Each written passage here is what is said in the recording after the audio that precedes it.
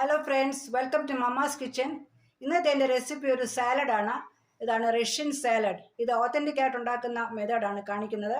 ഇതിന് വേണ്ടുന്ന items: boiled carrots, boiled potato, boiled green peas, cubes ആയിട്ട് കട്ട് ചെയ്ത ആപ്പിൾ, ഹാഫായിട്ട് കട്ട് ചെയ്ത ഗ്രേപ്സ്. പിന്നെ ഒരു ഐറ്റം വളരെ പ്രധാനമായിട്ടുള്ളതുണ്ട്, അതെനിക്കിന്ന് കിട്ടിയില്ല, പൈനാപ്പിൾ. പിന്നെ വേണ്ടത് fresh cream, mayonnaise, condensed milk and കുറച്ച് സോൾട്ട് ആൻഡ് പേപ്പർ. കണ്ടൻസ്ഡ് മിൽക്കിന് പകരം ഷുഗർ വേണമെങ്കിൽ ചേർത്താൽ മതി.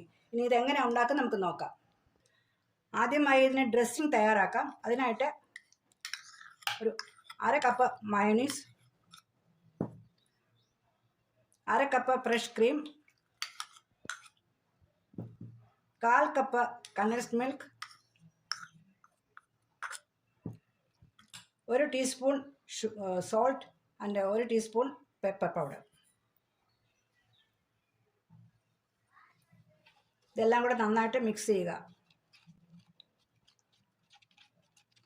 വൈറ്റ് പെപ്പർ പൗഡർ ചേർത്താൽ അതാണ് കൂടുതൽ നല്ലത്. ഇനി ബ്ലാക്ക് ആയിട്ട് കാണാതിരിക്കും. എൻ്റെ അടുത്ത് വൈറ്റ് പെപ്പർ പൗഡർ ഇല്ലായിരുന്നു, അതുകൊണ്ട് ബ്ലാക്കാണ് ചേർത്തിരിക്കുന്നത്.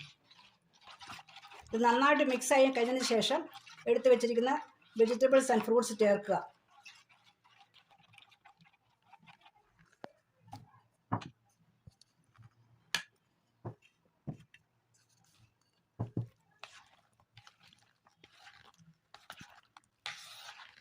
റഷ്യൻ സാലഡിന് ഒരുപാട് ഫ്രൂട്ട്സും ഒരുപാട് ക്രീമും ഒന്നും ചേർക്കേണ്ട ആവശ്യമില്ല. ജസ്റ്റ് ഇതിനെ ഒന്ന് കവർ ചെയ്താൽ മാത്രം മതി ക്രീം.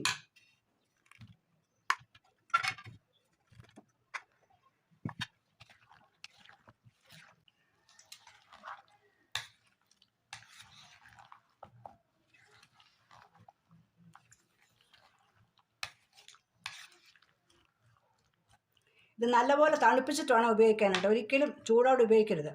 ബോയിൽ ചെയ്ത സമയത്ത് ബോയിൽ ചെയ്തതിന് ശേഷം തണുത്ത വെള്ളത്തിൽ ഇട്ട് വെച്ചിരുന്നു, അത് ഞാൻ പറയാൻ മറന്നുപോയി.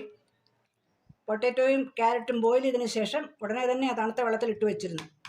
അതുപോലെ തന്നെ ക്രീമും എല്ലാ സാധനവും തണുത്തതായിരിക്കണം. ഇത് ഉണ്ടാക്കിയതിന് ശേഷം വീണ്ടും ഫ്രിഡ്ജിൽ വെച്ച് തണുപ്പിക്കണം. തണുപ്പിച്ചിട്ട് ശേഷം മാത്രമേ ഉപയോഗിക്കാവുള്ളൂ. അല്പം ഇതിൻ്റെ മുകളിലായിട്ട് ഞാനൊരു ഡെക്കറേഷന് വേണ്ടി ചെറീസ് വെക്കുകയാണ്. അത് നിർബന്ധമൊന്നുമില്ല, കാണാൻ ഒരു ഭംഗി കാണുമല്ലോ, അതിനുവേണ്ടി വെക്കുന്നതേ ഉള്ളൂ.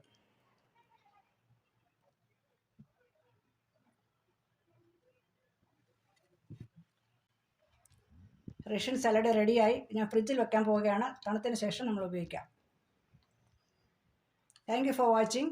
ഇനിയും ഇതുപോലുള്ള വീഡിയോകളുമായിട്ട് ഞാൻ വരും, റെസിപ്പീസുമായിട്ട് ഞാൻ വരും. Please watch and share it.